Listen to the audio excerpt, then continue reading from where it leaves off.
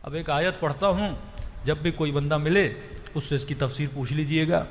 एक तो ये सिफत बताई कि तीसरा वो वली है जो हालत रुकू में ज़कात दे। स्पेसिफिक सिफत है, एक ऐसी सिफत, अगर अल्लाह ये बोलता तीसरा वली वो है जो ज़कात देता है। एक वहाबी मौलवी को सुन रहा था, कहा फिर तो हम सारे वली हैं क्योंकि हम भी ज़कात दे रहे हैं। अल्लाह ने ये नहीं कहा जो ज़कात देता है, कहा जो हालत रुकू में ज़कात देता है। आज तक कोई ऐसा ज़कात देने वाला आज भी आपने देखा है जो रुकू में ज़कात दे? चलो आज तक कोई फ़कीर देखा है जो लोगों को नमाज के बीच में आके बोले पैसे दो मुझे? आज ये नेचुरल बात है ना, सारे फ़कीर जुमे नमाज के बाद दरवाजे पे खड़े रहते हैं। उसे पता है नमाजी भागा भागा तो कहीं जा नहीं रहा, निकलेगा मस्जिद से ही और निकलेगा तो मैं कहूँगा भाई अल्लाह के नाम पे मुझे दे दो। अगर कोई फ़कीर बीच में आ जाए तो दुनिया कहेगी पता नहीं फ़कीर ये कैसा है। तो दुनिया ने न कोई ऐसा फ़कीर देखा जो बीच में मांगे, और दुनिया ने न कोई ऐसा नमाजी देखा जो रुकू में ज़कात दे। नमाजी भी अगर कान पे आवाज़ आए ना कि अल्लाह के नाम पे दे दो, तो वो भी कहेगा नमाज ख़त्म करके दे दूंगा, जल्दी कैसी है। न कोई नमाजी बीच इबादत में ज़कात देता है, न कोई फ़कीर बीच नमाज में खैरात मांगता है। तो उलमा फरमाते हैं यहाँ फ़कीर का मिजाज भी फ़कीरों से नहीं मिलता था, नमाजी का मिजाज भी नमाजियों से नहीं मिलता था। और ये फ़कीर को कितना यकीन था जाऊंगा मुझे कोई देगा।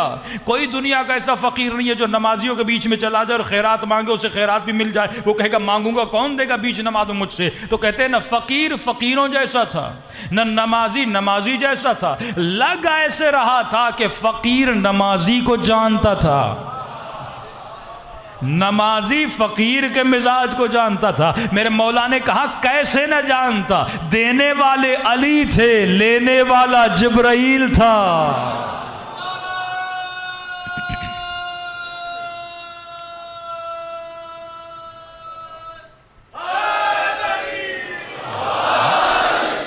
अल्लाह ने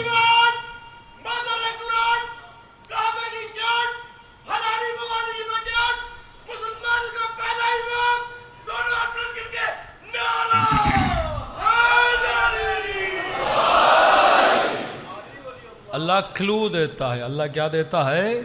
निशानियां देता है। दूसरी निशानी दी, ये वही हैं जो तुम्हारी तरबियत करेंगे। 3 तस्लीम हैं। कल्ब सलीम के साथ आना है तो तस्लीम, तस्लीम का मतलब मुसलमान, मुसलमान का मतलब जो अल्लाह की इताअत करे, रसूल की इताअत करे, रसूल के बाद किसी गैर की नहीं, अली मुर्तज़ा की इताअत करे। हाँ, ये 12 नाम रसूल खुदा बता कर गए। मेरे बाद 12 नकीब होंगे, 12 खलीफे होंगे, 12 इमाम होंगे, मुख्तलिफ इबारतों के साथ नाम बता दिए हैं। चलो एक और आयत पढ़ देता हूँ। कहा कि अती अल्लाह व अती और रसूल, अल्लाह की इताअत करो, रसूल की इताअत करो, तीसरी किसकी इताअत करो? उलिल अम्र की इताअत करो। किसी भी मौलवी मुफ्ती आम मुसलमान को पकड़िए और बोलिए पहली इताअत तो समझ में आ गई अल्लाह की, दूसरी इताअत तो समझ में आ गई रसूल की, ये तीसरी इताअत किसकी है? तो कहते हैं उलिल अम्र। उलिल अम्र का मतलब उनकी तफसीर बता रहा हूं। का उलिल अम्र का मतलब यह है जो तेरा हाकिम है। अब गौर से सुनना, अल्लाह कहता है मेरी इताअत करो, मेरे रसूल की इताअत करो और उलिल अम्र की इताअत करो। ये तसलसल ये बताता है मैं वली, रसूल वली, रुकू में देने वाला वली, मेरी इताअत करो, रसूल की इताअत करो, उलिल अम्र की इताअत करो। मतलब जैसी इताअत अल्लाह की वैसी इताअत रसूल की, और जैसी इताअत रसूल की वैसी इताअत उलिल अम्र की। और उलिल अम्र की तफसीर क्या कर दी इन्होंने? उलिल अम्र का मतलब यह है जो वक्त का हाकिम हो।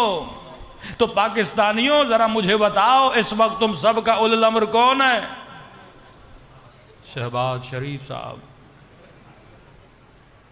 जिन पे चोरी के केस हैं, करप्शन के केस हैं।